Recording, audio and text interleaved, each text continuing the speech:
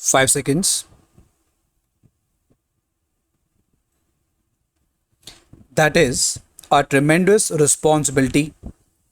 Freedom brings responsibility. Of course, there is no such thing as freedom without responsibility. Irresponsibility itself means lack of freedom. Therefore, we have to be conscious of this tremendous burden of responsibility which freedom has brought, the discipline of freedom, and the organized way of working freedom.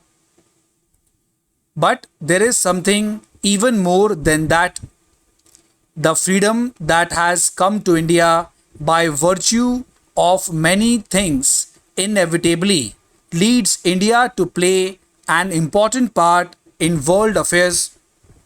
It is not a question of our choosing this or that.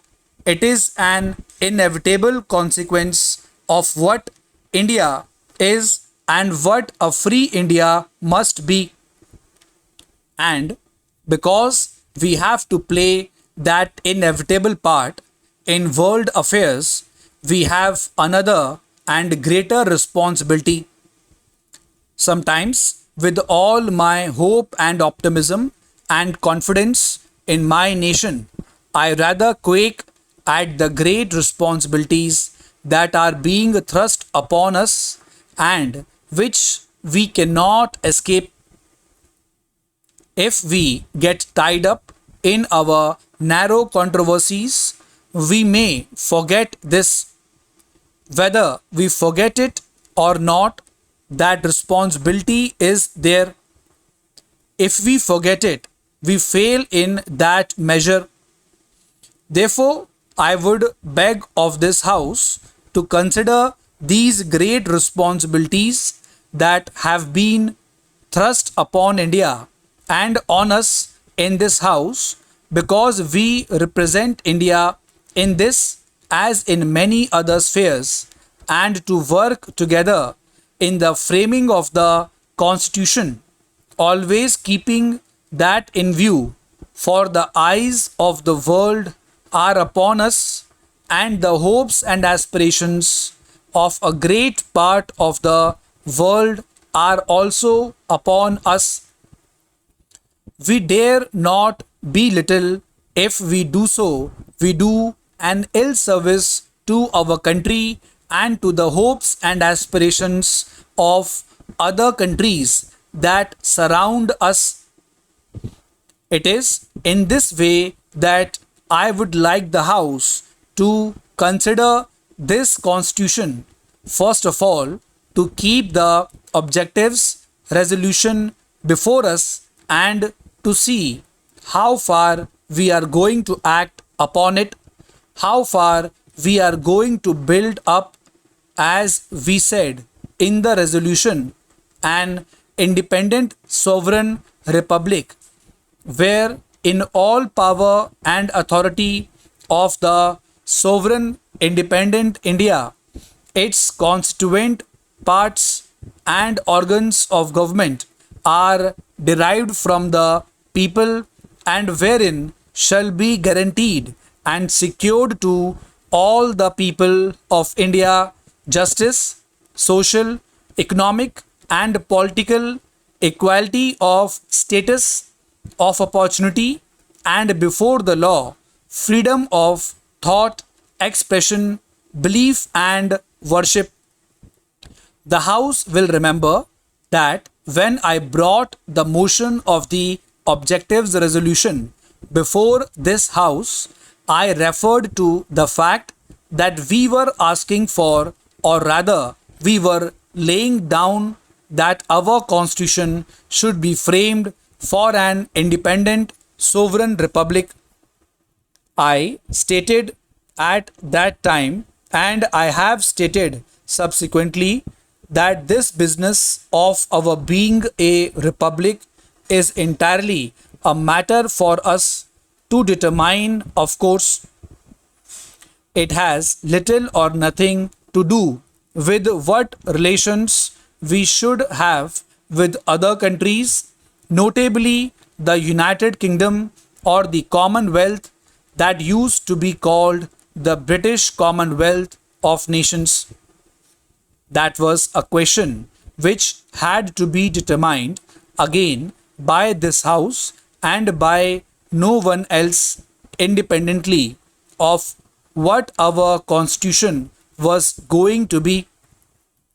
I want to inform the House that in recent weeks, when I was in the United Kingdom, this subject and allied subjects came up for private discussion.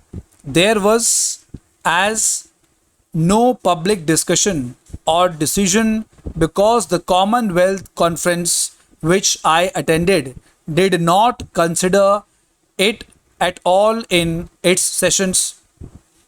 Inevitably, these were private discussions because it is a matter of high moment not only for us but also for other countries as to what, if any, relation we should have, what contacts, what links we should bear with these other countries.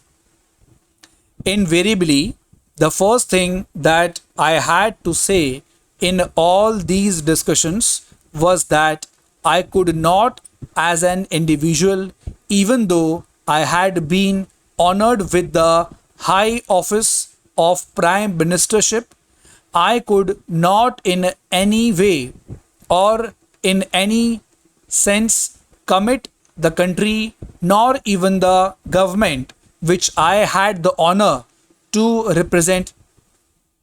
This was essentially a matter which the Constituent Assembly of India alone could decide. I made that perfectly clear.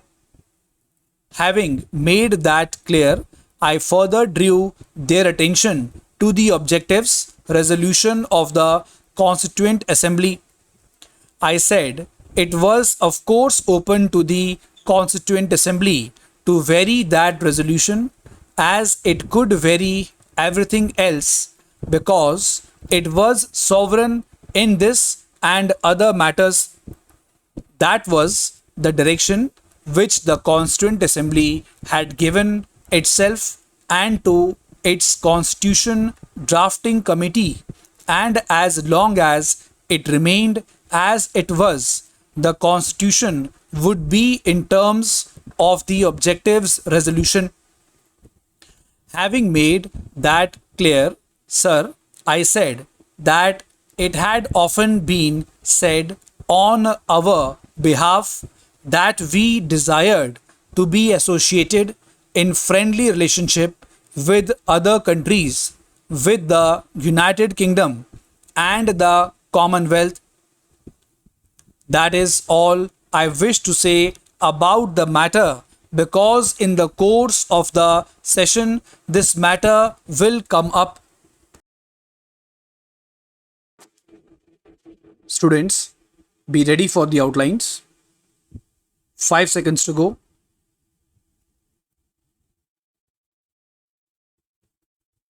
Irresponsibility by virtue of world affairs, hopes and aspirations surround republic, organs,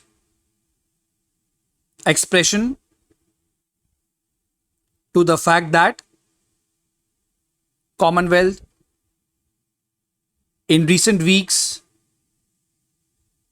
Prime Ministership, everything else, discipline, inevitably, optimism, if we do so, sovereign, constituent,